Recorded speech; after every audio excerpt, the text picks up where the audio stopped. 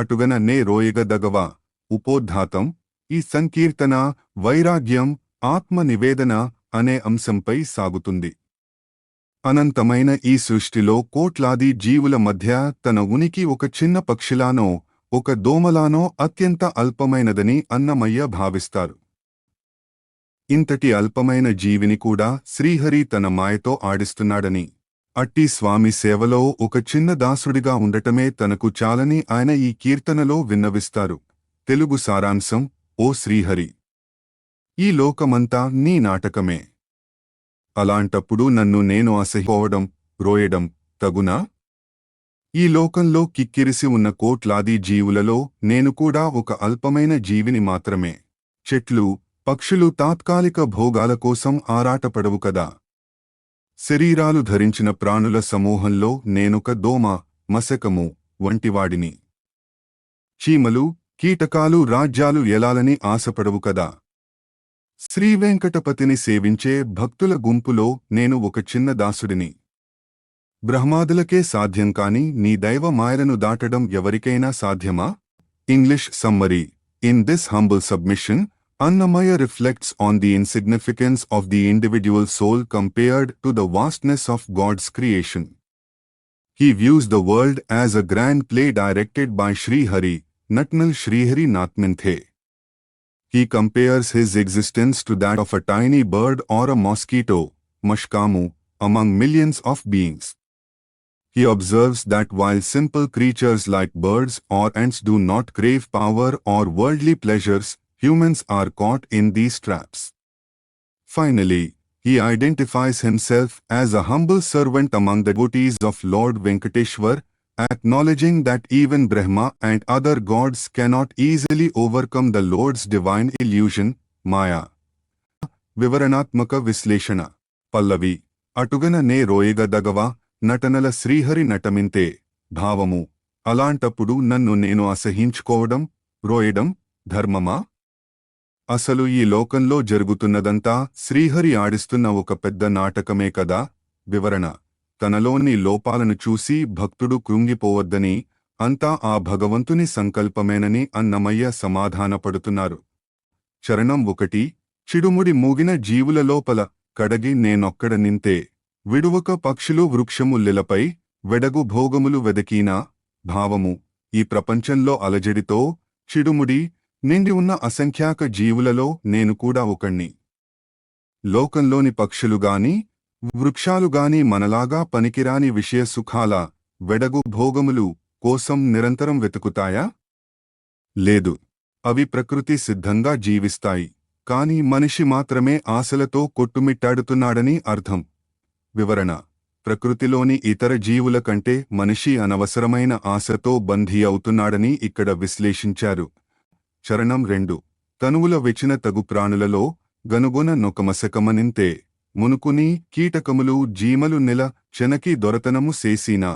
భావము: దేహాలు ధరించిన ప్రాణికోటిలో నన్ను నేను చూసుకుంటే ఒక దోమ, మశకము అంతటి అల్పమైన వాడిని. ఈ భూమిపై ఉన్న కీటకాలు లేదా చీమలు ఎప్పుడైనా రాజ్యాలు ఏలాలని, దొరతనం చేయాలని ఆరాటపడ్డాయా? వివరణ: మనిషి తన అహంకారంతో అధికారాల కోసం ప్రాకులాడుతుంటాడని, కాని అది ఒక చిన్న చీమకు ఉన్నంత వివేకం కూడా లేకపోవడమేనని చమత్కరించారు. చరణం 3: శ్రీవేంకటపతి సేవవారిలో సోవల నొకదాసుడ నేను. భావించి సురలు బ్రహ్మాదులతని దైవపు మాయలు దాటేరా. భావము: శ్రీవేంకటపతిని సేవించే మహాభక్తుల వరుసలో నేను ఒక సామాన్య దాసుడిని. బ్రహ్మదేవుడు మరియు ఇతర దేవతలే ఆ స్వామి మాయలను దాటలేరు.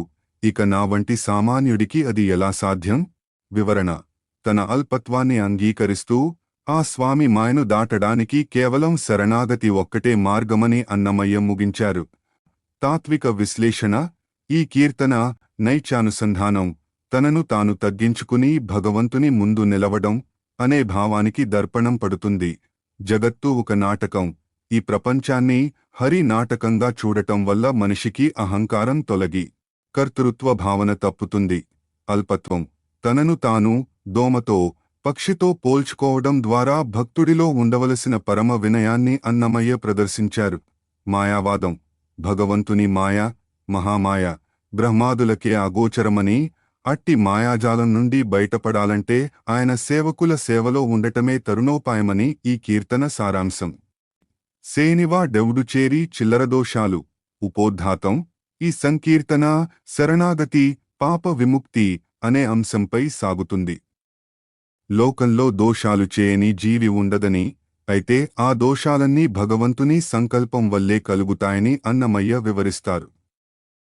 సూర్యుని ముందు చీకటి, వజ్రాయుధం ముందు పర్వతాలు ఎలా నిలబడలేవో, శ్రీహరిని నమ్మిన భక్తుని ముందు పాపాలు కూడా అలాగే నశిస్తాయని కొన్ని శక్తివంతమైన ఉపమానాలతో ఈ కీర్తన సాగుతుంది.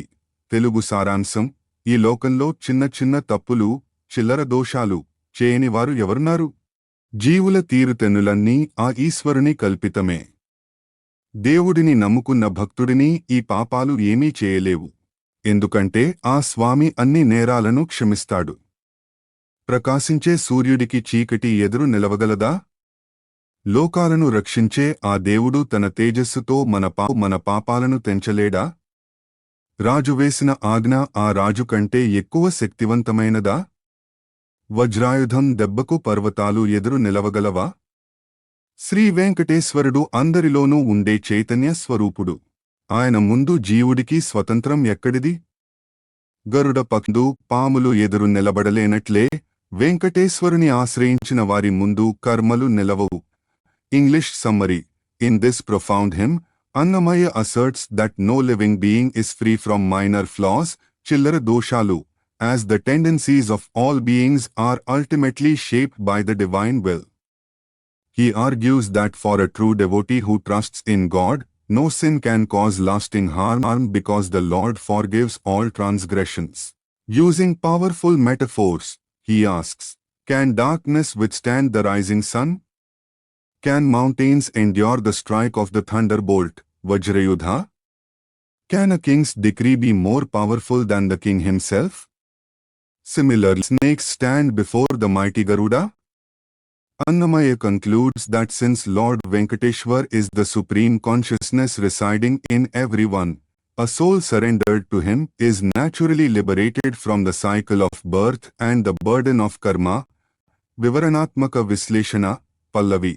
సేనివా డెవుడు చేరి చిల్లరదోషాలు, ఏడ జీవుల జాడ లీశ్వరకల్పితమే. భావము: ఈ లోకంలో తెలిసి తెలియక చిన్న చిన్న తప్పులు చేయనివారు ఎవరైనా ఉన్నారా? జీవుల ప్రవర్తన, వారి నడక అంతా ఆ ఈశ్వరుడి నిర్ణయం ప్రకారమే జరుగుతుంది. వివరణ: మనిషి చేసే తప్పులను తలచుకుని కృంగిపోవద్దని, అంతా దైవేచ్ఛ అని అన్నమయ్య ఇక్కడ భరోసా ఇస్తున్నారు. చరణం 1. దేవుని నమ్మిన ఎట్టి దేహేట యాతనికి ఈపల నెంతటి పాపమేమి సేసును. భావించి ఎన్ని నేరాలు పరిహరించు నతడే ఆవటించు సూర్యునికి నంధకారమెదురా. భావము: భగవంతుడిని మనస్ఫూర్తిగా నమ్మిన భక్తుడిని ఏ పాపము ఏమీ చేయలేదు. ఎందుకంటే ఆ స్వామి దయతో అన్ని తప్పులను క్షమిస్తాడు, పరిహరించును. ఉదయించే సూర్యుడిని చూసి చీకటి భయపడి పారిపోతుంది కాని ఎదురు నిలవగలదా? వివరణ: భగవంతుడు జ్ఞాన సూర్యుడు. ఆయన అనుగ్రహం కలిగితే పాపమనే చీకటి అప్రయత్నంగా తొలగిపోతుంది. చరణం 2. పూజింపించుకునేవాడు భువనరక్షకురడట, తేజముతో దురితాలు తెంచగలేడా? రాజు చేసిన యానాజ్ఞ రాజుకంటే నెక్కుడా, ఓజతో వజ్రాయుధాన కోపునా పర్వతాలు. భావము: మనందరి చేత పూజలు అందుకునే ఆ స్వామి లోక రక్షకుడు. ఆయన తన దివ్య తేజస్సుతో మన పాపాలను, దురితాలు, తుత్తునీలు చేయలేడా? ఒక రాజు ఇచ్చే శిక్షా ఆజ్ఞ ఆ రాజు కంటే గొప్పది కాదు కదా. అంటే దేవుడు మనల్ని క్షమించాలనుకుంటే కర్మ నియమాలు ఆపలేవు. ఇంద్రుని వజ్రాయుధం ముందు పర్వతాలు నిలబడలేనట్లే దేవుని సంకల్పం ముందు పాప నిలవవు. వివరణ: దేవుడు కర్మ ప్రదాత మాత్రమే కాదు, కర్మ విముక్తుడు కూడా. ఆయన తలచుకుంటే ఎలాంటి ప్రారబ్ధ కర్మనైనా తొలగించగలడు. చరణం 3. చేతనాత్మకుడట శ్రీ వెంకటేశ్వరుడు, జాతిలేని జీవునికి స్వతంత్రమేది? కాతరపు జన్మానకు గార్యకారణమేది? ఏతున గరుడనికి నిదురాపాములు. భావము: శ్రీ వెంకటేశ్వరుడు సమస్త జీవులలో ఉన్న చేతనాత్మ, చైతన్యం. ఆయన ఆధీనంలో ఉన్న జీవుడికి సొంతంగా స్వతంత్రం ఎక్కడిది? ఈ దుర్భరమైన జన్మలకు కారణం, పరిష్కారం అన్నీ ఆయనే. గరుత్మంతుడిని చూడగానే పాములు ఎలా అణిగిపోతాయో వెంకటేశ్వరుని సేవలో పాపాలు అలాగే అణిగిపోతాయి. వివరణ: జీవుడు పరతంత్రుడు, దేవుడు స్వతంత్రుడు. గరుడ సర్పాల ఉపమానం ద్వారా భగవంతుని శక్తి ముందు పాపాల నిస్సహాయతను అన్నమయ్య అద్భుతంగా చిత్రించారు. తాత్విక విశ్లేషణ: ఈ కీర్తన కృపావాదం మరియు శరణాగతి తత్వాలను బోధిస్తుంది. ఈశ్వర కల్పితం: జీవుల దోషాలను దైవ నిర్ణయంగా చూడటం వల్ల భక్తుడిలో అహంకారం తగ్గి దైవంపై భక్తి పెరుగుతుంది. అభయం: పాపాలు ఉన్నాయని భయపడకుండా సూర్యుడిని ఆశ్రయించిన చీకటిలా అవి తొలగిపోతాయని అన్నమయ్య హామీ ఇచ్చారు. దాస్యము: జీవుడికి స్వతంత్రం లేదని, అంతా ఆ శ్రీ వెంకటేశ్వరుని లీలేనని గుర్తించడమే పరమజ్ఞానమని ఈ కీర్తన సారాంశం. ధ్రువవరద సంస్థితవరద. ఉపోద్ఘాతం: ఈ సంకీర్తన భక్త రక్షణ స్తోత్రం అనే అంశంపై సాగుతుంది. భగవంతుడు తనను నమ్ముకున్న ధ్రువుడు, ప్రహ్లాదుడు, ద్రౌపది వంటి ఎందరో భక్తులకు వరాలు ఇచ్చి కాపాడాడు. ఆ చరిత్రలన్నీ విన్న అన్నమయ్య ఇప్పుడు తాను కూడా ఒక ఆర్తుడిగా, కష్టాల్లో ఉన్నవాడిగా వచ్చి శరణు వేడుతున్నానని, తనను కూడా ఆదుకోవాలని శ్రీవెంకటేశ్వరుని ప్రార్థిస్తున్నారు. తెలుగు సారాంశం: ధ్రువుడికి వరాలిచ్చిన ఓ గొప్ప వరదాత, స్తుతింపబడేవాడా, ఆర్తుడనైన నన్ను కాపాడు. గజేంద్రుడిని, కాకాసురుడిని, విభీషణుడిని రక్షించిన నీ కరుణ గురించి వేదాలు చెబుతుంటే విన్నాను. అందుకే నిన్ను నమ్మి శరణు వేడుతున్నాను. అక్రూరుడు, అంబరీషుడు మరియు ఇంద్రాది దేవతలను ఆదుకున్న చక్రధారి, నీవే అందరికంటే ఘనుడవని నిన్ను శరణు వేడుతున్నాను. ద్రౌపదిని, అర్జునుడిని, బాలుడైన ప్రహ్లాదుడిని కాపాడిన శ్రీపతి, నా గురువు చూపిన మార్గంలో శ్రీవెంకటాద్రిపై ఉన్న నిన్ను కొలుస్తున్నాను, నన్ను రక్షించు. English summary: in this soulful prayer, Annamaya addresses Lord Venkateshwar as the granter of boons, Varda. He recalls how the Lord saved legendary devotees like Dhruv, Gajendra, Vibhishan, Ambarisha, Draupadi, and Prahlad. Hearing through the Vedas, Annamaya approaches the Lord as a distressed soul, Artha. He declares that having learned from his Guru that the Lord is the supreme protector, he has surrendered to the wielder of the discus, Chakradhar, on Venkatadri and begs for divine protection. వివరణాత్మక విశ్లేషణ. పల్లవి: ధ్రువవరద సంస్థితవరద, నవమైన యార్తుని నన్ను గావవే.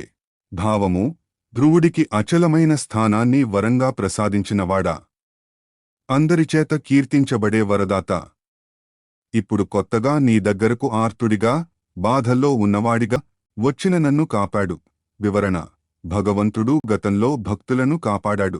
అదే నమ్మకంతో ఇప్పుడు తాను కూడా వచ్చానని అన్నమయ్య విన్నవిస్తున్నారు. చరణం 1. కరిరాజవరద కాకాసురవరద, శరణాగత విభీషణ వరద.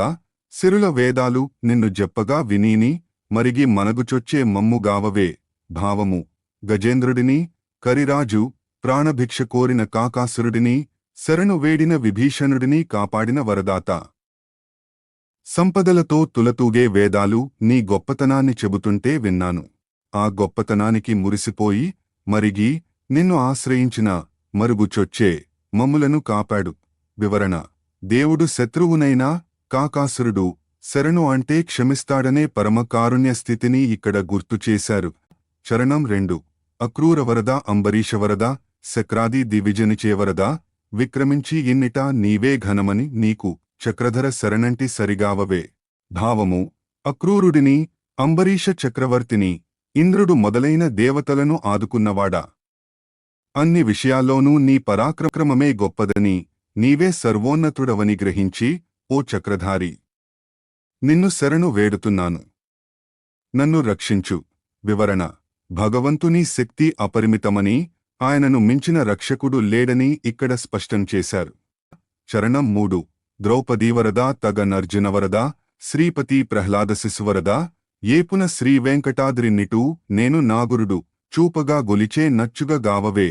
భావము: ద్రౌపదీ మానాన్ని కాపాడినవాడా, అర్జునుడికి సారథివై వరాలిచ్చినవాడా, లక్ష్మీపతి, బాలుడైన ప్రహ్లాదుడిని హిరణ్యకశిపుడి నుండి రక్షించినవాడా, నా గురువు చూపిన మార్గంలో శ్రీవేంకటాద్రిపై ఉన్న నిన్ను ఎంతో భక్తితో కొలుస్తున్నాను.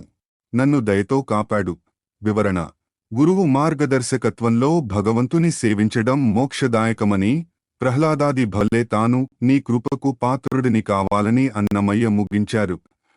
తాత్విక విశ్లేషణ: ఈ కీర్తన భక్త వాత్సల్యం మరియు గురుకృప అనే అంశాలను తెలియజేస్తుంది. వరదతత్వం: భగవంతుడు అడిగిన వారికే కాక ఆర్తితో పిలిచిన వారందరికీ వరాలిచ్చే వరదహస్తుడు అని పురాణ గాథల ద్వారా నిరూపించారు. శరణాగతి: విభీషణుడు, ద్రౌపది వంటి వారి ఉదాహరణల ద్వారా శరణాగతి ఉంటే దేవుడు తప్పక వస్తాడనే నమ్మకాన్ని కలిగించారు. గురువు ప్రాముఖ్యత: నా గురుడు చూపగా అనడం ద్వారా భగవంతుని చేరుకోవడానికి గురువు యొక్క మార్గదర్శకత్వం ఎంత అవసరమో అన్నమయ్య వెల్లడించారు. నమ్మినదొకటే నాకు నీ శరణము. ఉపోద్ఘాతం: ఈ సంకీర్తన వైరాగ్య చింతన, శరణాగతి కోవలోకి వస్తుంది. లోకంలో మనం చేసే కర్మలు, ధర్మాలు, జపతపాలు అన్నీ కేవలం పూర్వీకులు ఏర్పరిచిన ఆచారాలే తప్ప వాటి వల్ల భగవంతునికి వచ్చే లాభం ఏమీ లేదని అన్నమయ్య స్పష్టం చేస్తారు. మిథ్య అయిన ఈ సంసారంలో నిమగ్నం కాకుండా శ్రీవేంకటేశ్వరుని శరణు వేడటమే ఏకైక మార్గమని ఆయన ఇక్కడ బోధిస్తారు. తెలుగు సారాంశం: ఓ శ్రీహరి, నేను నమ్ముకున్నది నీ శరణాగతి ఒక్కటే. ఈ ఆడంబరాల సంసారంలో ఏమీ లేదు. నేను చేసే కర్మలు, ధర్మాల వల్ల నీకు కలిగే ప్రయోజనమేముంది? పూర్వీకులు నడిచిన మార్గం కాబట్టి నేను కూడా చేస్తున్నాను అంతే. తపస్సులు, జపాలు చేయడం వల్ల నీకేమి వస్తుంది? పెద్దలు పెట్టిన నియమాలను అనుసరిస్తున్నాను తప్ప ఇందులో పైదు పుణ్యాలు, భోగాల వల్ల కలిగే లాభమేమీ లేదు. నిన్ను కనుగొనడమే నిజమైన లాభం. ఈ మాయా ప్రపంచంలో వెతకడానికి ఏమీ లేదని అన్నమయ్య తేల్చి English summary: in this composition, Annamaya emphasizes that total surrender, Sharanagati, to Lord Venkateshwar is the only absolute truth. He dismisses worldly rituals, charities, penances, and repetitive chants as mere traditions handed down by ancestors, which do not inherently benefit the divine. He questions the value of merits, punya, and worldly enjoyments, bhoga, asserting that life's true purpose is to perceive the Lord beyond the veils of illusion, maya.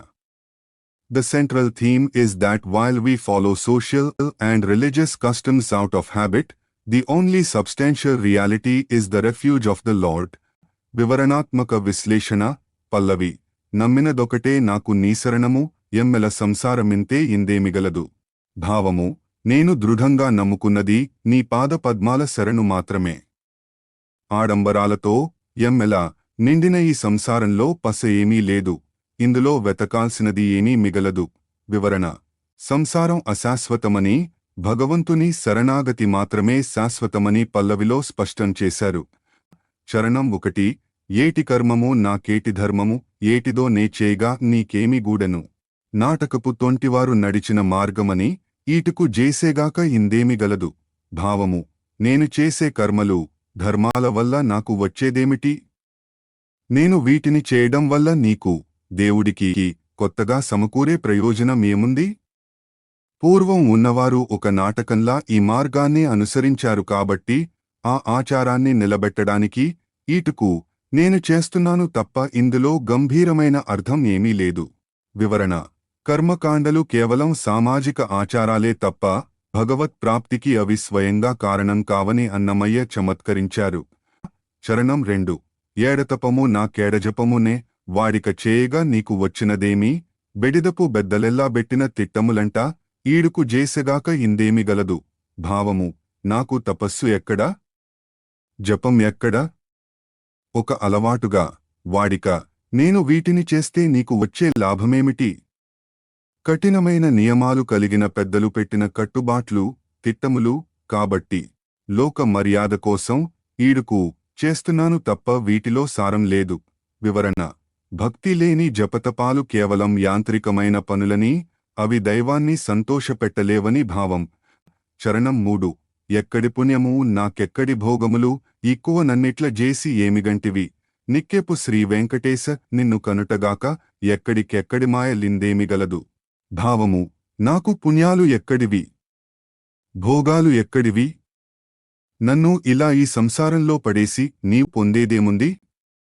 నిజమైన వాడవైన ఓ శ్రీ వెంకటేశ్వర, నిన్ను దర్శించడం తప్ప ఈ అనంతమైన మాయాజాలంలో ఇంకేమీ లేదు. వివరణ: పరమాత్మ దర్శనమే జీవన సాఫల్యమని, మిగిలినవన్నీ మాయా విలాసాలని అన్నమయ్య ముగించారు. తాత్విక విశ్లేషణ: ఈ కీర్తన జ్ఞానయుక్త భక్తి ని తెలియజేస్తుంది. ఆచార విమర్శ: కేవలం పూర్వీకులు చేశారని చేసే యాంత్రిక కర్మల కంటే మనస్ఫూర్తిగా చేసే శరణాగతి మిన్న అని అన్నమయ్య అభిప్రాయం. నిష్కామస్థితి: జపతపాలు తన కోసం కాదని, దేవుడి కోసం కాదని, కేవలం ఒక లోక మర్యాద అని చెప్పడం ద్వారా అన్నమయ్య తన నిరహంకారాన్ని చాటుకున్నారు. మాయా నిరసన: ప్రపంచాన్ని ఒక మాయగా చూస్తూ ఆ మాయకు అతీతుడైన శ్రీ వెంకటేశ్వరుని పట్టుకోవడమే మోక్షమని ఈ కీర్తన సారాంశం. అన్నియును హరిసేసే ఎటమటాలే ఇవి. ఉపోద్ఘాతం: ఈ సంకీర్తన మాయా స్వరూపం, జ్ఞానోదయం అనే అంశంపై సాగుతుంది. ఈ సృష్టిలో మనం చూసేదంతా శ్రీహరి ఆడిస్తున్న ఒక క్రీడ లేదా మాయ అని. జ్ఞానము కలిగిన వ్యక్తికి మాత్రమే ఇది అర్థమవుతుందని అన్నమయ్య వివరిస్తారు. భ్రమలో ఉన్న మనిషికి అశాశ్వతమైన ఈ లోకమే శాశ్వతమని ఎలా అనిపిస్తుందో, జ్ఞాన సూర్యుడైన వెంకటేశ్వరుడు హృదయంలో వెలిస్తే ఆ అజ్ఞానం ఎలా పటాపంచలు అవుతుందో ఇందులో వివరించబడింది. తెలుగు సారాంశం: ఈ లోకంలో జరిగే క్రియలన్నీ శ్రీహరి చేసే విన్యాసాలే, అటమటాలాలు. సుజ్ఞాని అయిన వానికి ఇదంతా స్పష్టంగా కనిపిస్తుంది. వేగంగా తిరిగే వానికి దిక్కులన్నీ తిరుగుతున్నట్లు అనిపించినట్లే సంసార భ్రమలో ఉన్నవానికి ఈ లోకమే పరమార్థంగా కనిపిస్తుంది. అద్దంలో తన నీడను చూసి మరొక రూపం అనుకున్నట్లే తనను తాను తెలుసుకోని వానికి ఈ జన్మలు నిజమనిపిస్తాయి. చీకటి కమ్ముకున్నప్పుడు అన్నీ మరుగైనట్లు అనిపించి సూర్యోదయం కాగానే అన్నీ స్పష్టమవుతాయి. అలాగే హృదయంలో శ్రీవెంకటేశ్వరుడు వెలిస్తే అజ్ఞానమనే మాయాజాలం తొలగిపోతుంది. English summary: in this philosophical song, Annamaya describes the world as a divine play or illusion, Atmatamu, directed by Sri Hari. He explains that for a wise person, Sujani, this reality is transparent. Using the analogy of a person spinning around who feels the world is rotating, he says those caught in worldly delusions mistake this life for the ultimate truth. Just as one might mistake their own reflection in a mirror for another person, those who lack self-realization believe these cycles of birth are real. Finally, he compares ignorance to darkness that vanishes when the sun rises. Similarly, when Lord Venkateshwar illuminates the heart, all illusions disappear. Vivaranatmaka Visleshana, Pallavi. Anniyunu harisese yatamatale ivi, పన్నిన సుజ్ఞానికి బయలై తోచు. భావము: ఈ లోకంలో మనం చూసేవన్నీ శ్రీహరి సృష్టించిన మాయా విలాసాలే.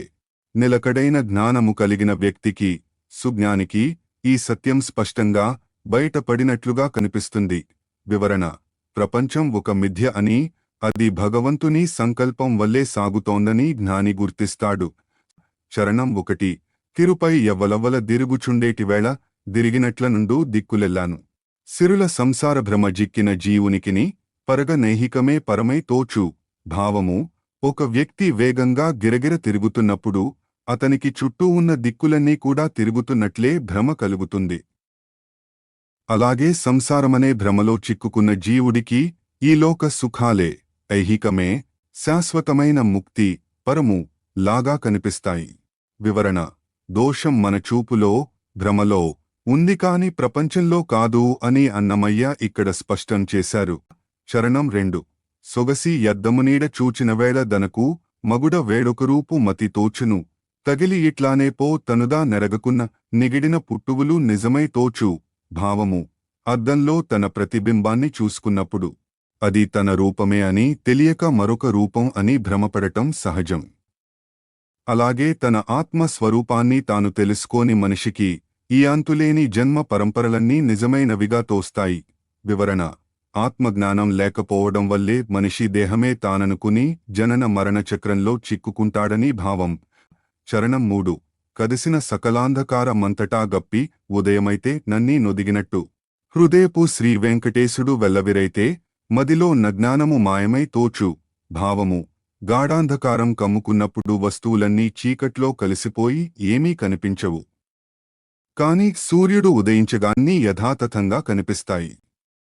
అదేవిధంగా హృదయంలో శ్రీవెంకటేశ్వరుడు అనే జ్ఞానజ్యోతి వెలిగితే మనస్సులోని అజ్ఞానమనే మాయాజాలం మాయమైపోతుంది. వివరణ: భగవంతుని అనుగ్రహమే అజ్ఞానాన్ని పోగొట్టే అసలైన వెలుగు అని అన్నమయ్య ముగించారు. తాత్విక విశ్లేషణ: ఈ కీర్తన అద్వైత వేదాంత పరమైన ఛాయలను కలిగి ఉంది. మాయావాదం ప్రపంచాన్ని ఒక అటమటము, ఇంద్రజాలం లేదా మాయగా వర్ణించడం ద్వారా అన్నమయ్య జగన్మిథ్యాత్వాన్ని బోధించారు. ఆత్మజ్ఞానం తనను తాను తెలుసుకోకపోవడమే, తనుదా నెరగకపోవడం సంసార బంధానికి మూల కారణమని చెప్పారు. భక్తిజ్ఞాన సమన్వయం: జ్ఞానం కలగాలంటే అది హృదయంలో శ్రీవెంకటేశ్వరుని ఉనికి వల్లనే సాధ్యమని చెప్పడం ద్వారా భక్తి మార్గాన్ని జ్ఞానంతో ముడిపెట్టారు.